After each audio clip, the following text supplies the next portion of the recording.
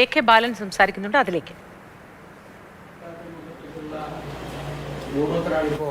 നടന്നുകൊണ്ടിരിക്കുന്നത് പണ്ട് കെ സുധാകരനെതിരായിട്ട് ഒരു കൂടോത്രം നടത്തി ഓർമ്മട്ട് നിങ്ങൾക്ക്? അത് അദ്ദേഹം പറഞ്ഞല്ലോ, KPCC പ്രസിഡന്റ് ആയിരിക്കുന്ന സമയത്ത്. ഇപ്പൊ ഞാൻ അത് കണ്ടുപിടിച്ചത് കൊണ്ട് രക്ഷപ്പെട്ടു, അല്ലെങ്കിൽ എന്റെ തല പൊട്ടിത്തെറിക്കുമായിരുന്നു.